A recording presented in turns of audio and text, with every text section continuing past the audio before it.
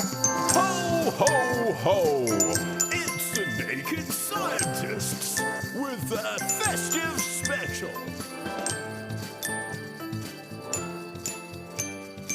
Hello, welcome to a special festive Naked Scientist show. It's brought to you from the Naked Scientist Experimental Kitchen. Actually, that's at my house. Let me introduce the crew. We have with us this week Dominic Ford. Hello, Dominic. Hello, Chris. Dominic is our naked astronomer and space scientist extraordinaire. We also have Dangerous Dave Ansell, who in a past life or in a previous Naked Scientist existence has measured how fat you would have to be to stop a bullet with your beer gut. Indeed. Hopefully no one's getting that fat because it involved a metre of fat. So yeah, you'd be dead from cholesterol poisoning a long time before you actually needed that sort of inbuilt body armour. That's entirely true. We also have with us this week Paul Mullins from Bangor University, and Paul is an expert, it turns out, on the science of shopping. Hello, Paul. G'day, Chris. How are you? I'm very well, thanks. Paul's going to be joining us later in the programme to discuss how he's been doing research looking at whether or not we're any good at really spotting a bargain. Now, the reason we're sitting in my kitchen is because we're going to be doing all kinds of experiments. The chemistry of Christmas, no less, including a giant finale with a hydrogen-powered party popper. Plus, we have with us Professor Colin Humphreys. He's from the Materials Science Department at Cambridge University. He has brought along lots of gadgets to play with because he makes LEDs. And, of course, if you hadn't noticed, your Christmas tree is now bedecked, not with fairy lights in the old-fashioned sense, but fairy lights now largely comprising LEDs, and he's going to tell us how they work. And he also has an interest in what the Star of Bethlehem might or might not have been, so he's going to tell us about that. But of course, Christmas wouldn't be Christmas without some really rather rubbish jokes, would it? So I've asked the teams to come up with their own special personal favourites. Let's start with Paul Mullins. Well, Chris, what did the fish say when it swam into a brick wall? I have no idea. Dave? No idea. I'm going to go for damn. That's correct, Chris. I've won that one. Sorry. OK, how about this? I looked up what was the Daily Telegraph's worst 10 top jokes for 2007. I have to say they are really quite poor, some of them, but I quite liked this one. What is a specimen? I don't know, Chris. What do you think, Paul? I don't know. Italian astronaut. What kind of relationship did Mary and Joseph have, Chris? Don't know. What kind of relationship did Mary and Joseph have? A stable relationship. A stable one. That's And why pretty did bad. Santa have trouble selling Rudolph and Blitzen on eBay? I don't know. Why? Because they were too dear. Oh, fantastic. If you can better that, we reckon you can, then please get in touch. You can get onto Twitter. It's at Naked Scientists. You can also email chris@thenakedscientists.com. If you have a better joke, well, that's not hard, actually, a better bad joke, that's what we want to hear, better bad joke, or anything to do with the science or chemistry of Christmas. Coming up in a second, we'll find out why they shove ice and salt on the roads. But first, let's get stuck into some questions. So, Dave, got this one here, which is from Nina. And Nina says, what's got a lower boiling point, given we're talking about cold things? Liquid hydrogen or liquid helium, and why? How lower boiling point things have got is basically the less well the molecules stick together, the lower the boiling point, because in order to stay stuck together at higher temperatures, there's more energy there trying to break them apart. So you need to have a stronger bond between the molecules. And the weakest bonds you can get, you want the smallest molecules you can get, and the smallest number of atoms in each molecule also makes those bonds even weaker. And so the lowest temperature boiling point is helium.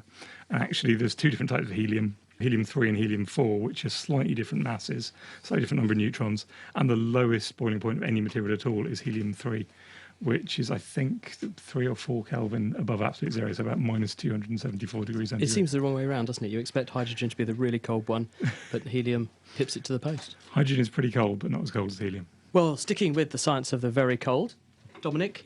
Of course, we've just had the shortest day of the year, and so it's very cold outside, and there's often ice on the roads, and it can be quite treacherous driving. So what do we do when there's ice on the roads? Well, we put salt on there to try and melt that ice. And I've got an experiment here to try and show why we put salt on the roads. OK, so we've been down the local boozer, and you've got really quite a prodigious amount of ice there. A lot of ice here. I'm going to break some off, and I'm going to drop it into this glass. Now, first of all, what temperature Make a lovely cocktail, do you that, think Dominic. that ice is at, Chris? Well, it's ice, so what, 0? So I've got a thermometer here, and in fact it's a special kind of thermometer, so it looks at the infrared radiation coming off that ice. It tells me on this LCD display what temperature we're seeing, it's actually about 3 3. degrees. Is that how can it be above freezing? It's ice. Well, it's quite warm in here, and I think that ice is starting to melt. There's a layer of water on top. And in fact, ice isn't always exactly at 0. You can warm it up a bit, and it's in the process of melting, but it's just not all melted yet. Now, I've got some salt here. So just like you put salt on the roads, I'm going to put some salt on this ice in this glass. Sprinkle lots on. You might just about hear cracking noise as that ice is fairly starting generous to portion. That's not good for your melt. blood pressure. You're not going to drink that, Plenty are of- you? I think that wouldn't taste too good if we were to drink it. But what temperature do you think that ice is at now, given I put that salt on it? Well, it was at 3-ish, and it's melting. So I suppose it must be the same. Well, let's put it to the test. I've got the thermometer here, so point it in. Oh no, wait! minus Minus 40 already. Minus 15. Minus 40. Minus 15 degrees. So that's amazing. That's 18 degrees lower than it was just before you put the salt on. Why does the temperature go down? So it's incredibly cold in there because what you're doing, water exists in 2 different forms. For solid form, where the water molecules are all bound together in a lattice, and a liquid form, which is the water that we saw forming on that ice. Now, when it goes from the solid form to a liquid form, you're breaking apart all of those bonds inside that ice, and that takes a lot of energy.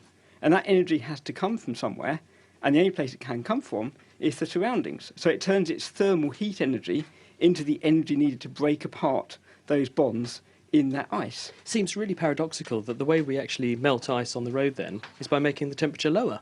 Yeah, so when you see that slush on the road that's been formed when you put that salt on the road, that's actually much colder than the ice that was there before. But importantly, it's not solid anymore, so you're not going to slip your car on it. Cool, literally, boom. So what can we do with this, apart from melt ice on roads? Why is this useful, knowing this? Well, back in the Victorian times, this was actually quite useful because people liked ice cream back then, just as they do now. But without freezers in kitchens, obviously it was quite hard to make things really very cold. So you wanted a different way of making things very cold, and this is a chemical reaction, which is actually doing exactly that. It's turning something from 3 degrees C down to minus 15. Now, you said earlier on that you would like me to bring along something sweet and nice to your party. Yeah, indeed. And What have you got? I thought I'd make some ice cream, but I've got a confession to make here, because I didn't really put it in the freezer. That isn't long it, enough. is it? This is the ice cream, but as you can see, it's a bit sloppy, isn't it? Because I didn't really have time to freeze It it. looks disgusting. It looks It's a not bit even frozen. disgusting. So we've got some cream in there, we've got some sugar in there. I've got some vanilla essence here that I can put in to make it a bit more vanilla flavoured. Oh, that's nice, yeah. But it's still not ice cream, nice. Dominic. This is not So frozen. We're going to have to use a bit of science to try and make this ice cream nice and cold. And I've got Dave standing next to me with some liquid nitrogen, which he's going to pour in to make this ice cream suddenly an awful lot colder. So liquid nitrogen is what happens when you take nitrogen, which is a gas in the air, and cool it down to minus 196 degrees centigrade. And if you look in there, you should be able to see a liquid. Yeah, Dave's got a sort of thermos flask here. Is it really a thermos? It is a thermos flask. I stole it from home. And it just looks like you've got... it looks like water in there, except that if I blow across the top, I make a huge cloud of... Well, it looks like smoke, but it's obviously not smoke. Why does it do that? So that's a very, very cold nitrogen. So the nitrogen is boiling off there all the time. And when it boils off, it's minus 196 degrees centigrade. When your warm breath meets that, it suddenly gets very, very cold, at which point any water vapour in there condenses out and forms a cloud. And in fact, that's how clouds form in the sky. So we're going to make ice cream at minus 196 degrees. We're Is not this going to work? It'll certainly freeze. You have to wait to eat it because it's got to warm up first. You want me to eat this? If you would like some ice cream, you're more than welcome to eat it. Where did the nitrogen come from? The pathology department. Ah, has it had body bits frozen in it then? You're the pathologist, Chris. I'm not sure I want to do this. Okay, so we have a large mixing bowl about a foot across. There is this squidgy mixture that looks like custard in it, which is the cream and the sugar. And Dave's now pouring the thermos flask into... Oh, my goodness. The kitchen is disappearing under a cloud of this smoke, but through the smoke I can see, yes, the stuff that was liquid is now turning solid. So you're stirring frenziedly. Yeah, I'm trying to even up the temperature because otherwise you get some bits at minus 196 and some bits still liquid. Would a chisel help? It looks like. It's not too bad. We're getting there. A bit more. And actually this produces very good ice cream because if you make ice cream in the normal freezer, takes a long time to freeze, and that means crystals have got a long time to form. But if you put something at minus 196 degrees centigrade next to water, it freezes so quickly that it forms lots and lots of very, very small crystals. It means it should be relatively smooth. That's not looking bad, actually. Should we have a little taste, or should we let it warm up a bit and then have a taste in a minute? I'll let it warm up a little bit. Otherwise, Minus 196 would be a bit chilly, wouldn't it? OK, I'll leave Dave just doing a little bit more kitchen cookery there. Thank you very much. I'm sure it will taste delicious. We'll taste it in just a second. But, first of all, one thing that's guaranteed to also feature in your traditional Christmas, it's not quite as popular as ice cream, is Brussels sprouts. But you might be able to manage to eat them politely, but they do have an embarrassment in store for you later, don't they? But why? Well, Sarah Castor-Perry has the answer. Every Christmas, one vegetable divides opinion: Brussels sprouts. Some of us love them, some of us hate them. But eating them can have some embarrassing consequences. Sprouts aren't the only thing that causes gas to build up in our intestines. Baked beans are notorious in this department too. But what actually is flatulence? Well, some of it is caused by swallowed air. We all swallow air when we eat and drink, but the worst offenders are gum chewers. Some of this swallowed air comes back up again as a burp, but any that doesn't can pass through the digestive tract and emerge again at the other end in the usual tuneful fashion. But most of the gas that ends up as flatulence is actually formed fresh inside our intestines by the colonies of bacteria that live there as a normal part of their microbial metabolism. They pump out variable volumes of nitrogen, methane, carbon dioxide and hydrogen. These are thankfully all odourless and largely harmless gases, although hydrogen and methane are quite combustible, as some party pranksters armed with a lighter and a convenient episode of wind will attest to. Unfortunately, some of the other gaseous products of bacterial digestion are much less easy on the olfactory system. Hydrogen sulfide reeks of rotten eggs, and methyl mercaptan, which stinks of mouldy cabbages, is the same stuff that's deployed by skunks as part of their repellent arsenal. But why are some foods far more fartogenic than others? And why does the bouquet of some airborne toxic events place them on the cusp of being classified as chemical weapons? As a rule, foods that trigger flatulence are those that can't be completely broken down in the stomach or small intestine. This means that partially digested foodstuffs then make their way into the colon, where they can feed a large bowel bacterial banquet with predictable odoriferous effects. And this is where the sprouts come in. Sprouts, along with onions, beans and dairy products, are hard to digest in the stomach and small intestine because our bodies can't produce the enzymes needed to break down some of the chemical components they contain.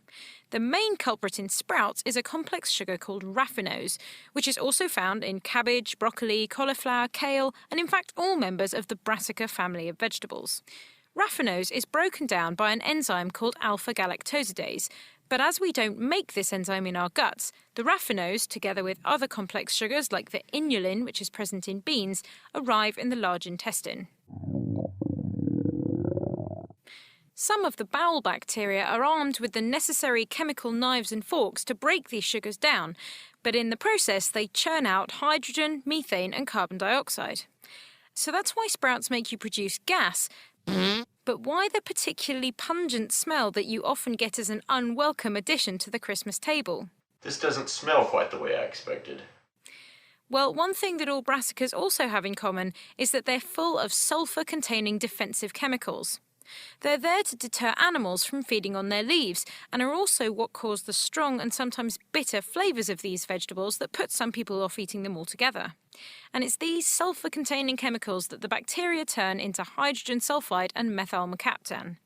Added in small amounts to the bulky sugar-fueled fart gas already being produced, these gases are offenders that can clear a room in seconds. But is there a way of solving the problem, apart from avoiding sprouts in the first place, of course? Unfortunately, some people are just more prone to producing their own airborne toxic events owing to the unique community of bacteria with which they're colonised. Some guts are just more fart-friendly, you could say. And if this is the case for you, then perhaps Buck Weimer of Pueblo, Colorado can help. He won an Ig Nobel Prize in 2001 for his invention of underwear that contains a removable filter to help soak up any nasty nifs. For those who don't like the sound of charcoal-stuffed pants, there are some enzyme-containing dietary supplements that can help break down the complex sugars, reducing the personal fart risk.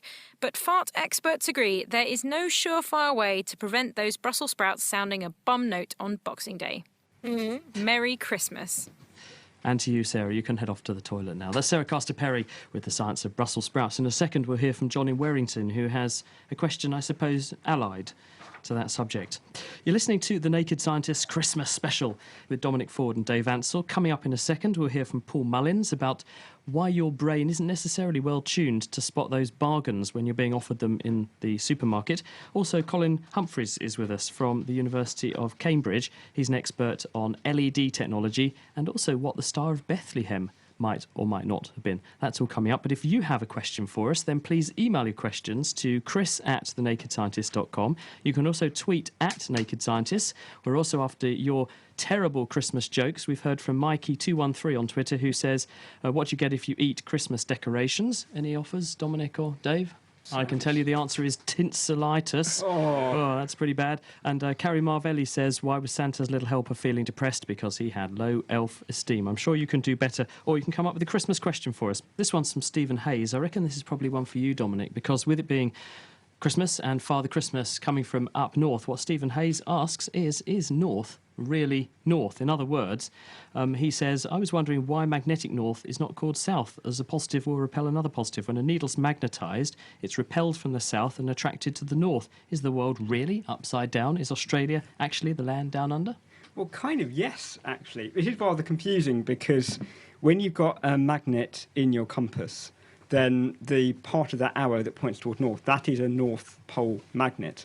But it's being attracted towards the North Pole on the Earth. And the reason for that is because the magnet inside the Earth actually has its South Pole above what we call the North Pole, and its North Pole above what we call the South Pole. So in a way, the magnet in the Earth is the opposite way round from what you'd expect. And the North Pole of a magnet, the old-fashioned name for it was the north-seeking pole rather than the North Pole, because it points towards the North Pole of the Earth, which is actually a south-seeking pole. Doesn't sound so good, Yes. though, if Father Christmas lives at the south-seeking or north-seeking pole, does it? It's better to say North Pole, isn't it? Bit of a mouthful, perhaps.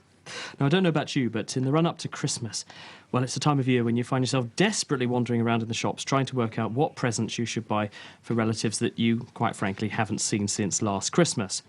But if you find yourself being tempted by items that are on special offer, how good are you at picking out the promotions that offer good value for money? Well, one man who's trying to find that answer out is Paul Mullins from Bangor University. Have you been appalled by our terrible jokes, Paul? No, I've been quite amused, actually. It's been a fun show so far. Jolly good. Well, tell us about this study you did then. How did you do it? And what were you trying to find out? What we were looking at was how the brain responds to special offers. So this was actually an fMRI study, which we were commissioned to do by SBXL, who are a commercial company. They're interested in the science of offers and how the brain responds to them. And we had 6 different types of offers, which were typical offers that you'd see in a store. So we had good multi-buys, where the price of the multi-buy, so at 2 for so many pounds or 3 for so many pounds, where it would be 80% better than if you were to just buy the items at the normal price. We also had bad multi-buys, where the price of the multi-buy was a little bit more than it would have been normally. We had just basic price discounts, and then we had special offers, where there was no real indication about how much you were saving, but those offers were actually worse. And so we had people do this task, and they were about 162 items, and we asked them to imagine they were shopping for a party, and they had to go through the shop and collect, and an image would flash up of the item with the offer, and then they had to choose how many to buy, 1, 2, or 3. And what we found was that although on whole people were able to pick more of the good offers than the bad, they weren't as good at that as we might have thought, with up to 30% bad offers being chosen. And it turns out the biggest culprit for this is the old special offer. So if you see something that says special offer with no other information, be careful, it may not be, and you're more likely to think it is. Are they equivalently likely to fall for these offers regardless of how long they've been shopping, or is there a kind of decision fatigue that goes on? Because I know if you make people make lots and lots of decisions, in the end you can just think, do you know what, I'm so knackered with all of this, I'll just have that one. Well, in our study, we didn't actually see any of that happen. Our study was about 30 minutes of shopping, and we didn't see a decrement in performance over time, at least within that session. However, we did notice that our older participants tended to be not as good at picking good from bad offers than our younger participants. So we had a wide range of participants, age ranges from about 20 or 18, because we have student population at the university, but we also got, sections from the community, so we're up to 70 and 80-year-olds. And that's where they got a little bit worse. And so that's another thing to be careful of. And we think that may be a result of, you're used to offers actually being offers. So you're more likely to bite at them, as it were. So in other words, we go in there trusting the store, trusting the brand, and expecting them to do the honest thing, when actually very often they're not. They know we fall for these things. Well, I'm not going to say that that's what the shops do, but it's highly likely that if that was happening, we are more likely to fall for those things. Now, I'm not saying that's what people do. But, so it means when you do go into a store and you're thinking about these things, be careful about what how trusting you are of the shops. Of course, we were interested in what parts of the brain were involved, and we found that quite a lot of the brain, obviously, is involved when you're making these decisions, which is what you'd expect.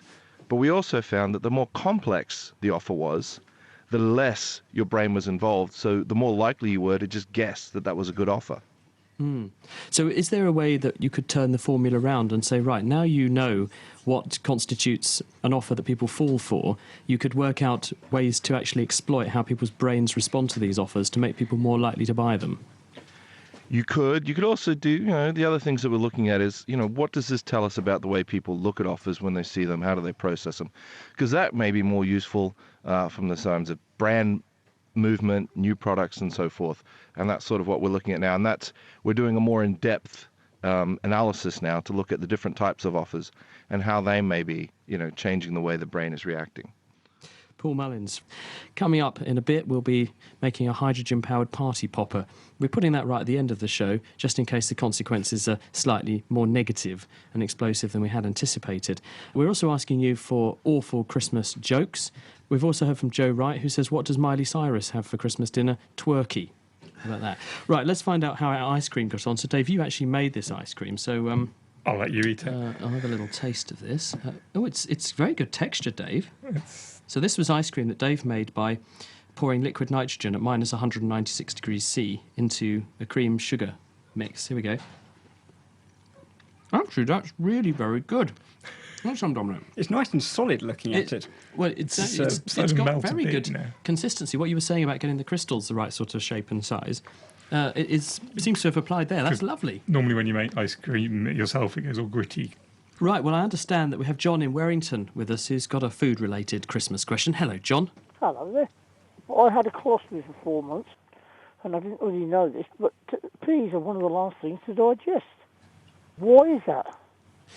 Right, so why is it that we get what also gets dubbed the sweet corn effect? I think it's what you're asking, isn't it? Yeah, why do some things go straight through?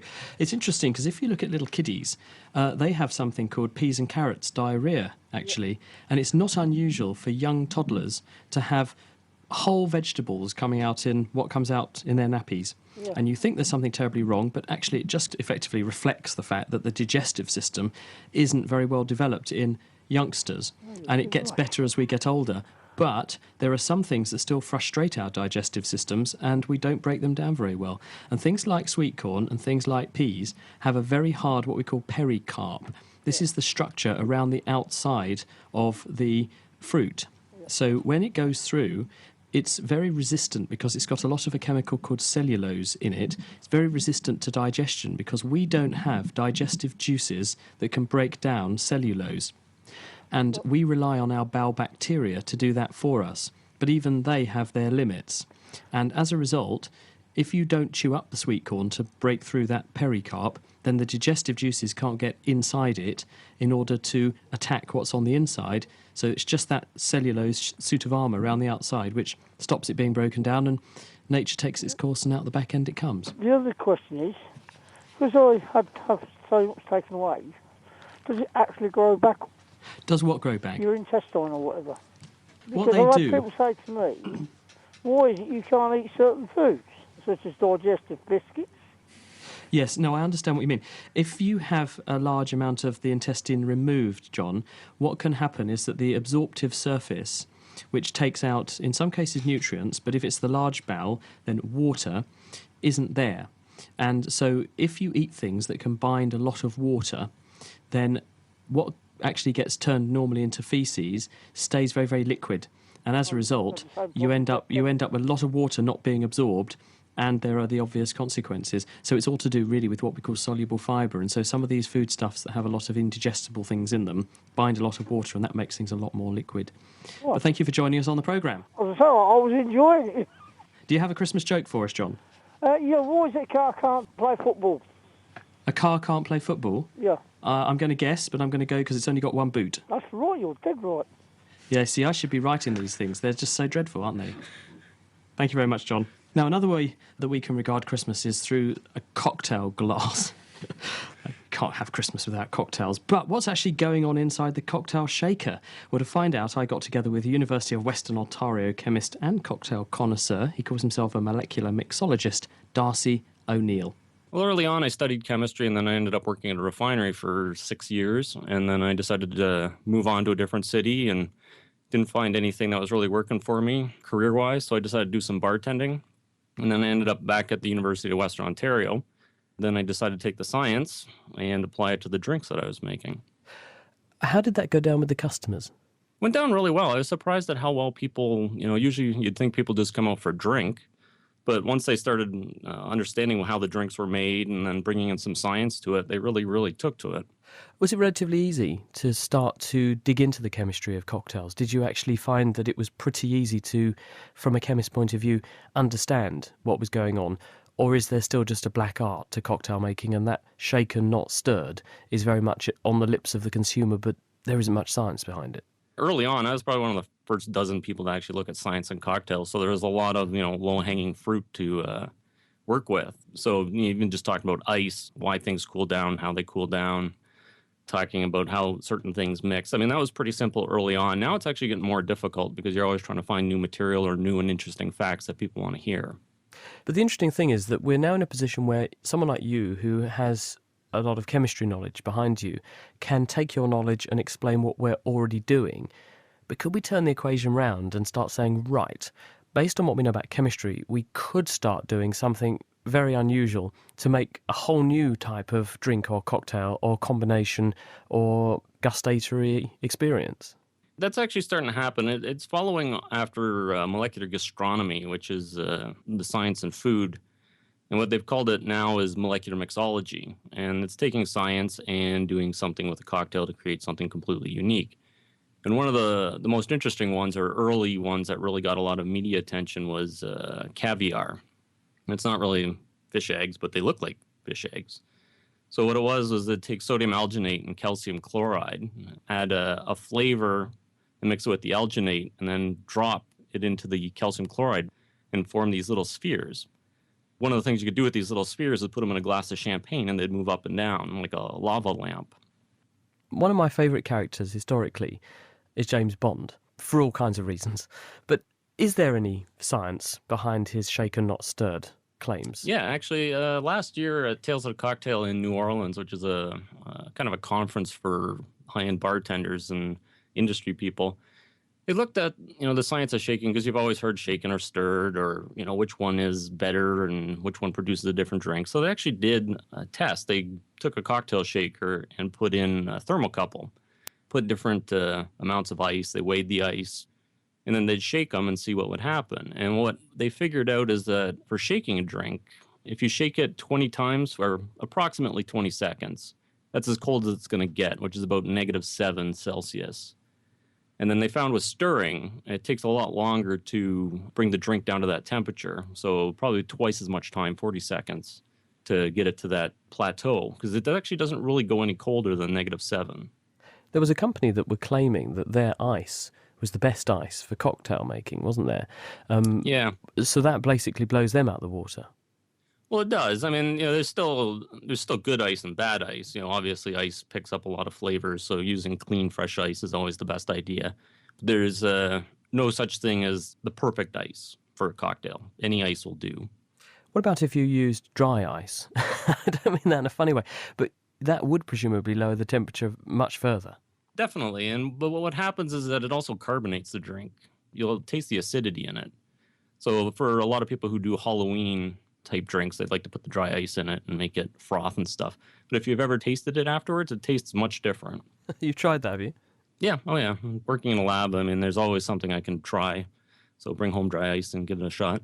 One of the other things that I heard one person saying with the shaken not stirred business is that when you make a cocktail, some of the things mix quite well with stirring, but there are other heavier things that don't. And actually shaking the cocktail up does make a very big difference to the way in which the combinations of chemicals mix round, and therefore the flavour sensation they impart to your tongue and your mouth will differ between shaking and stirring.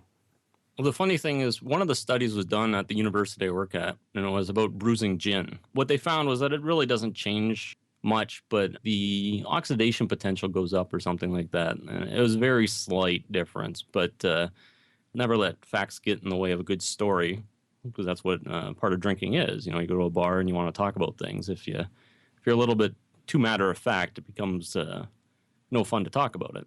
I could not conclude an interview with an expert on the chemistry of cocktails and, I suppose, mixology without asking you, what is your favourite tipple?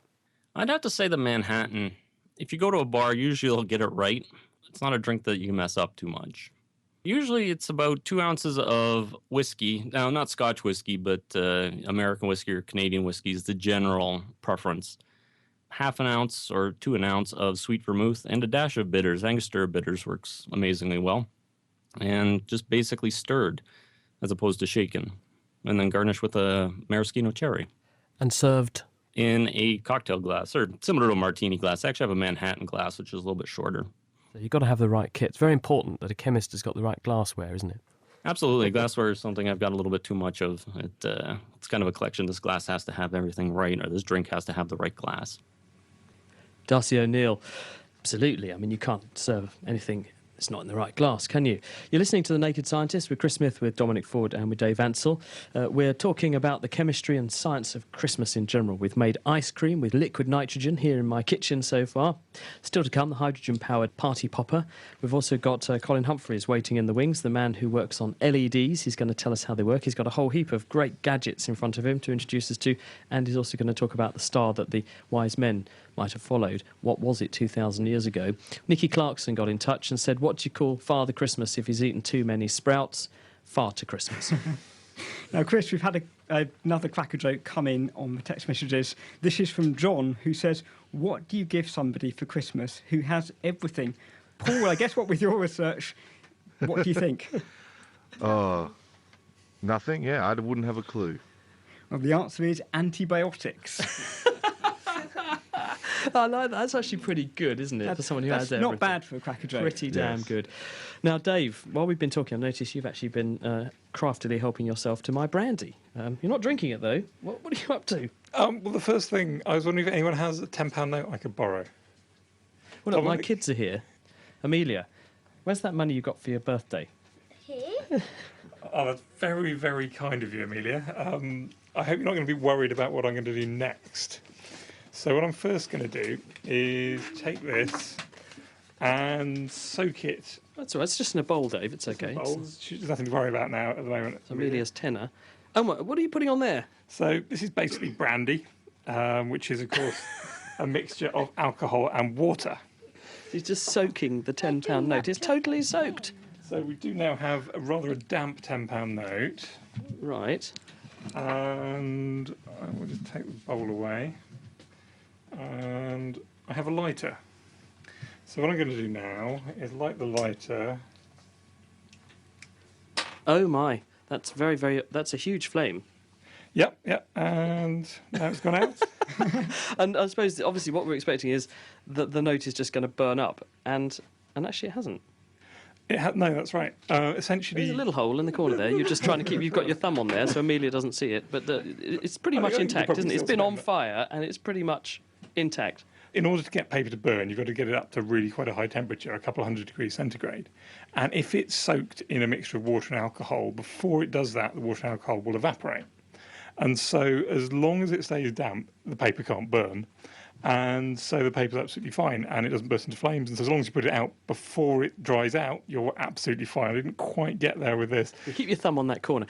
How does this relate to, say, other things we put booze onto a Christmas, like the Christmas pudding? So it's exactly the same reason why your Christmas pudding isn't horrible and burnt. It's because the alcohol is evaporating away instead of letting your Christmas pudding burn, and it can't burn while there's alcohol there. And in fact, it's burning so cold that all the heat goes upwards, and it's absolutely fine. You could make a fortune if you were to sort of go down the pub and say to people, I bet you a tenner that I can set fire to this money without actually burning it. It's not something I've tried, though. It sounds like a good plan. Worth a try. Might pay for Christmas. Things are getting expensive these days. You're listening to The Naked Scientists with Chris Smith, Dave Ansell and Dominic Ford, actually coming live from my kitchen where we're doing all these experiments. Also, someone who's dropped in from the University of Cambridge is Professor Colin Humphreys. He's actually from the Department of Metallurgy and Materials Sciences, and his chosen specialist subject is LEDs. Hello, Colin. Hi. Happy Christmas. Thank you, Andrew. So the one thing, and the reason I rang you up is because I suddenly had this epiphany when I looked at my Christmas tree. I realised that fairy lights aren't fairy lights in the strict sense of the meaning anymore. I mean, for a start, they work. They're still in a tangle, but they're not little bulbs. They're LEDs now. That's right, and they should last for your lifetime, probably, especially if you just use them every Christmas. So the LEDs are very long-lasting, and so it's a sort of disruptive technology. It's something which just replaces old-fashioned light bulbs. How do they work, LEDs? So LEDs are what are called semiconductor materials, and they emit light when you pass a tiny current through them, so they're very energy efficient. In fact, I've got a child's toy here, which looks like a pig.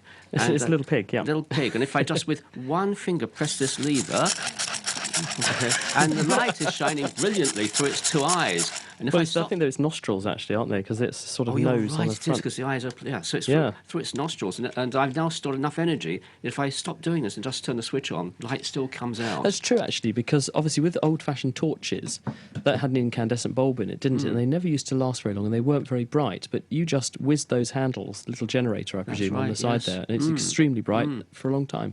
Yeah, that's right. So they're very, very energy efficient. And the white lights you have for white LED replacement lighting, they're all made from blue LEDs. And I have a blue LED here, so I'll just switch it on.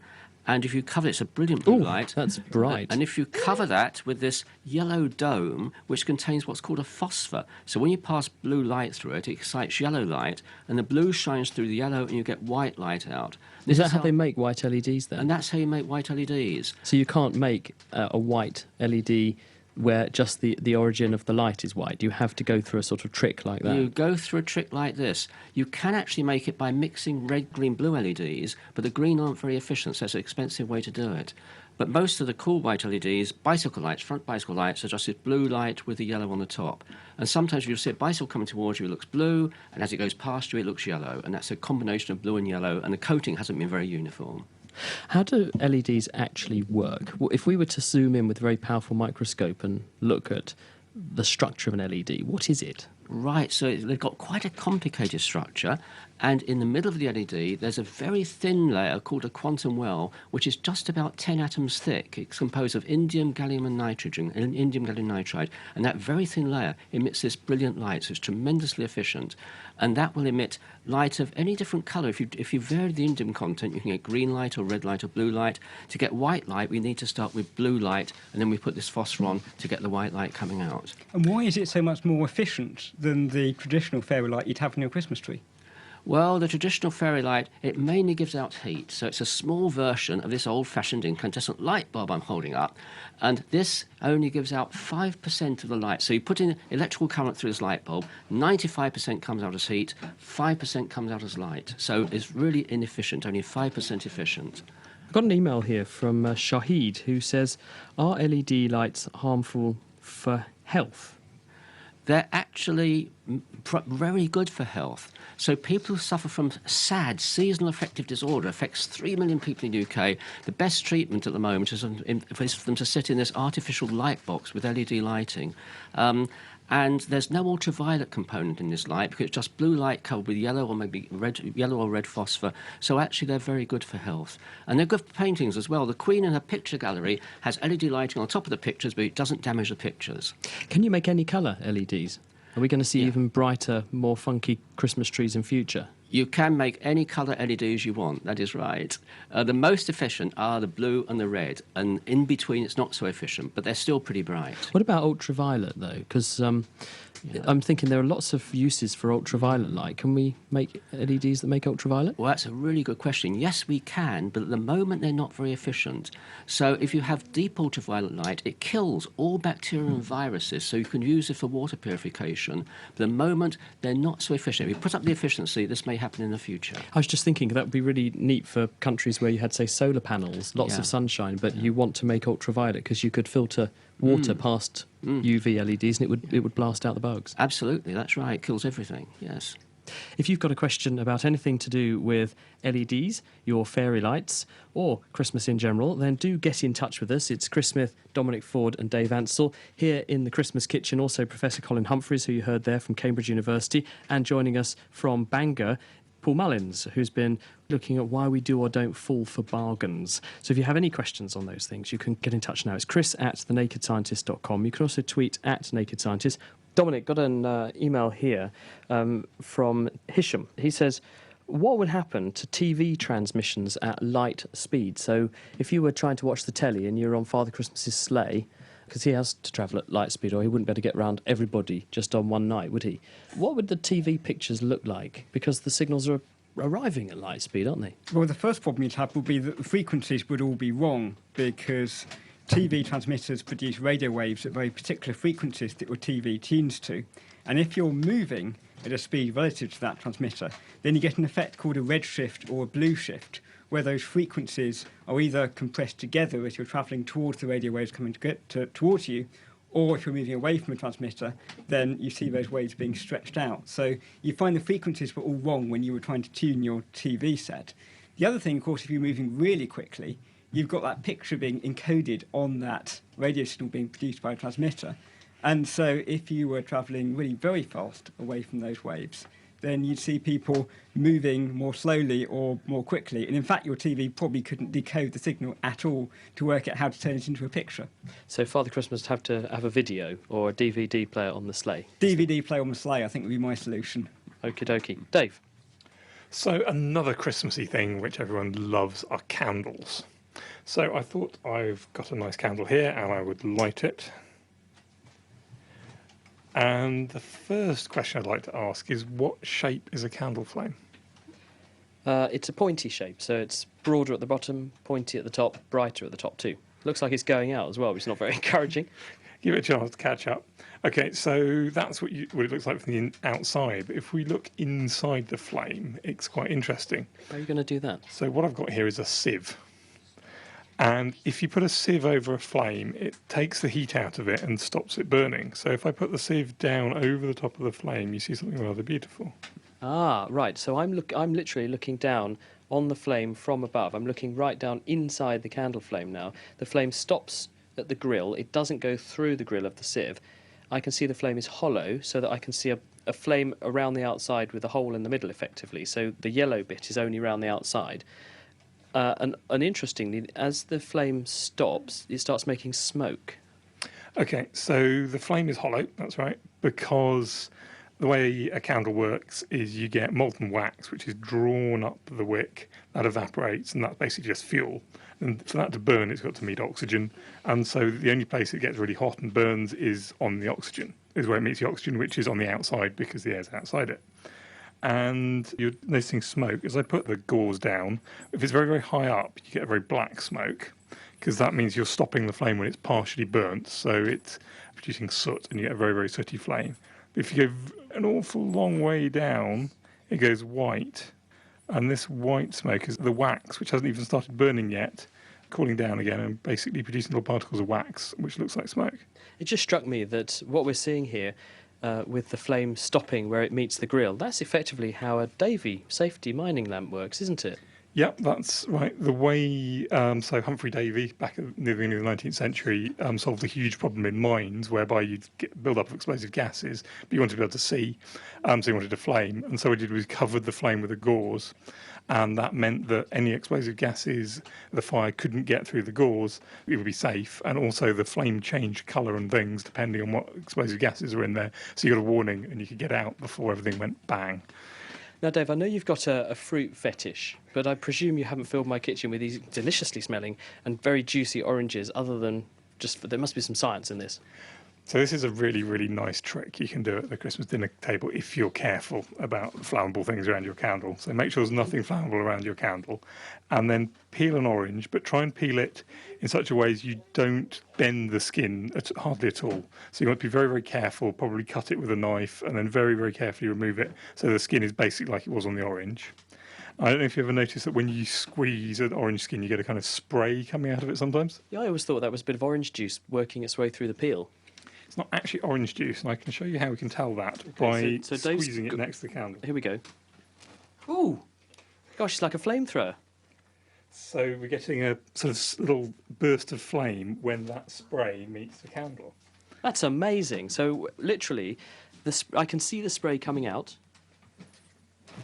and it jets into the candle flame, and it ignites instantly. There's obviously a lot of oil in there then, something very flammable anyway. So it's an oil called limonene, which is what the orange uses to protect itself from insects. It's insecticidal. And it's also a hydrocarbon, so basically like petrol, and it's incredibly flammable. So if you squirt it into a nice spray into the candle flame... Oh, that was huge. It'll burn very, very quickly, and you get rather a nice little fireball.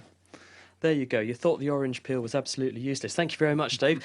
Before that, though, you couldn't talk about Christmas without talking about the Star of Bethlehem. We've actually had a question in, Dominic, from one of our listeners. Stephen wanted to know what this might actually have been. Well, this is a bit an old chestnut, whether any astronomical objects that we know about could have been this star in the east that the wise men saw that guided them to the stable. Now, Colin, I think when you're not researching LEDs, you actually wrote a scientific paper about this about 10 years ago. First of all, star in the east, what does that mean? Well, it could mean the Magi came from the east, and when they looked to the east of them, they saw a star in the east. The Greek in the east also means at its rising, so this star may have risen above the horizon when they saw it. OK, so they saw a star rising in the east? Yes, that's right. And that would have been in the morning sky, I guess? Yes, that's right, in the morning sky, that's right. And in terms of what sort of object this might have been, do we know what sorts of objects astronomers studied at that time? They were very good at astronomy. The ancient astronomers, I mean, the night sky just looked so bright, it dominated. We didn't have street lights and pollution. And so they knew more about the stars than most of us knew. I mean, most people could look at the moon, and from the size of the moon, they could tell you the precise day of the month. So they knew a lot about stars. Certainly for town folk like me, you go out into the countryside, it's incredible how spectacular a dark night sky really is. Well, that's right. And if you go into the desert, it's even more spectacular, yes. So what sorts of objects were they looking at? OK, so I think if you look at what Matthew's Gospel says, and that's the earliest source we have for the Star of Bethlehem, one thing it says is that Herod asked these Magi, the wise men, the exact time the star appeared. So this suggests it was a newly appeared star. At a certain time it appeared, before that it didn't appear. And that narrows down what the Star of Bethlehem might have been. So it could have been a supernova, it shines out brightly, or a nova. Or it could have been a comet, because a comet comes in and you can't see it when it's a long way away, and it comes closer than you can see it. Or it might have been a meteor. So that's the first clue. So that's like Comet Ison that we've been talking about in the last month or so, but in fact didn't turn out to be quite spectacular as That's we thought. right. That was meant to be a really long-tail comet, and it broke up before the long tail could develop.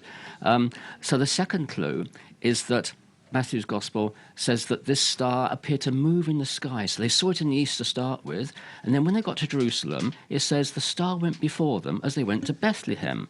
And Bethlehem is due south of Jerusalem, and so the star went slowly through the night sky from the east to the south in the time the Magi made their journey. But the most amazing clue and most peculiar clue in Matthew's Gospel is it says the star stood over the place where the child was born.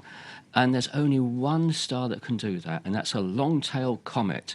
And I brought along a photograph here. This is a very famous comet called Donatis Comet over Paris in 1858. And we haven't seen long-tailed comets in our generation like this. But here's a comet low in the sky with a huge tail pointing up into the sky.